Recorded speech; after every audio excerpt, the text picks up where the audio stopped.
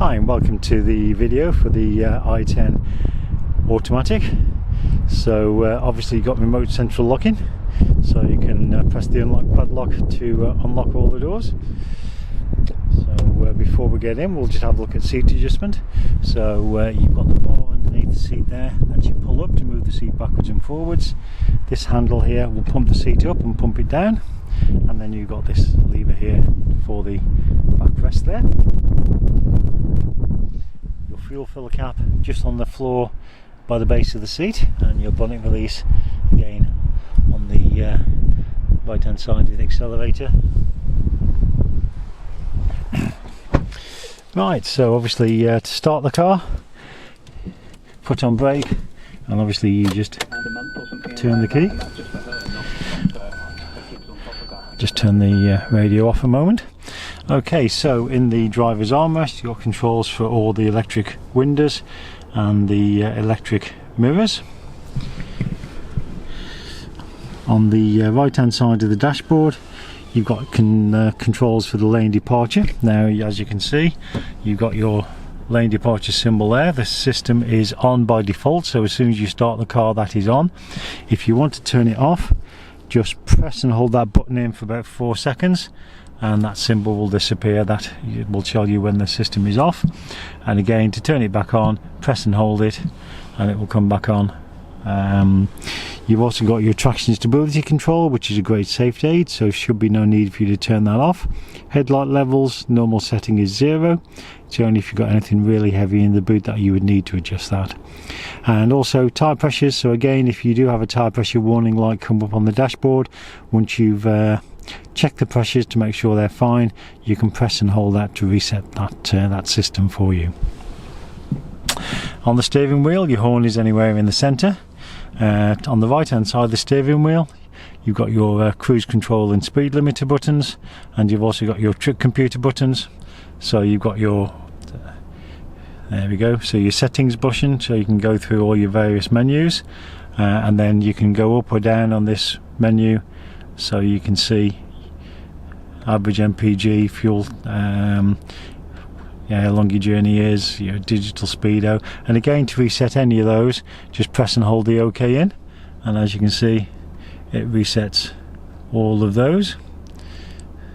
So reset everything. So I'll leave it on the digital speedo. The very top, as you can see, showing we got 131 miles of fuel in the tank, and obviously the N stands for neutral, so the car is in neutral. At the bottom shows 9 degrees, so quite cold today, and delivery mileage of the car obviously 5 miles. Your speedo is on this side obviously, and in the bottom there you've got your fuel gauge. On the opposite side you've got your rev counter, and again at the bottom there, engine temperature.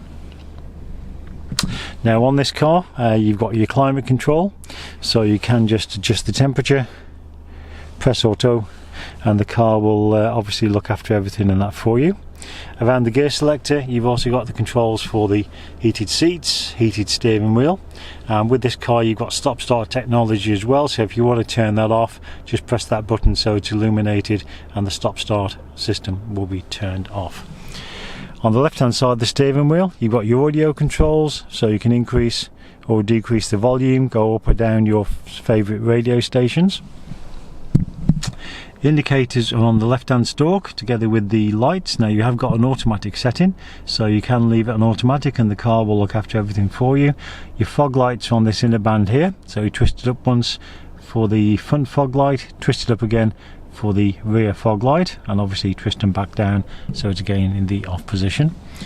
Your wipers on the opposite stalk, so again you've got variable intermittent, so that's short interval, that's long interval.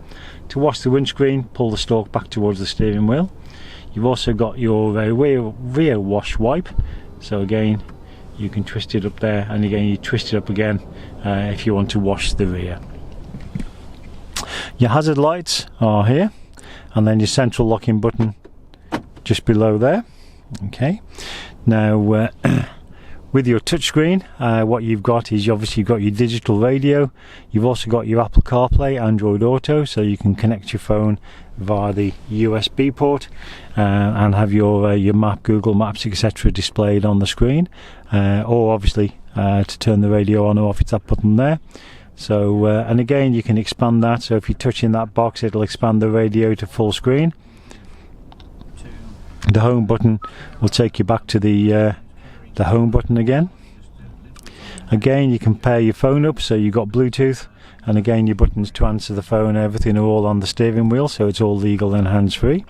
And again, if I just select reverse, as soon as you select reverse, your rear parking camera becomes active, so you can see exactly what's behind the car. Remember, there are no parking sensors on this vehicle, so it is just the camera. Now, with the automatic gear selector, there is a little button at the front that you have to depress when you move it. So to move it, obviously foot on foot brake, you pull it back, so it's in drive. As you can see, that's gone to drive. Push forward, so it's in neutral, and R obviously for reverse.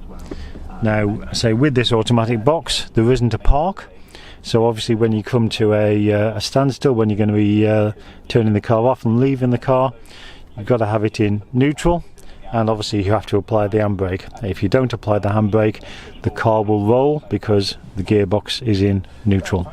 Okay. If you need to adjust the steering wheel, a little lever there that you can fold down, and it will can adjust it in and out and that for you. Also up here you've got what we call live services. So this car, if you're involved in an accident, the airbags are deployed, it will automatically call the emergency services to if you need assistance. But also, if you are in distress and you need assistance, you can just flip it down, press the SOS button, and the call center will actually call the car to see what assistance you require. The car's also got a built-in SIM card, so using the GPS of that card, they will direct the emergency services directly to your home address, to your location, I should say. In the glove box, again, you've got all your locking wheel nut keys, you've got all your handbooks and everything, so all there in there for you. Now, say your fuel filler cap, that's located on the rear passenger quarter, and as I showed you earlier, the fuel release is just there, so you just pull that up and it's just a normal i10 unleaded in the vehicle. So there we have it. Hope you enjoy your car, and if you have any questions, please contact me.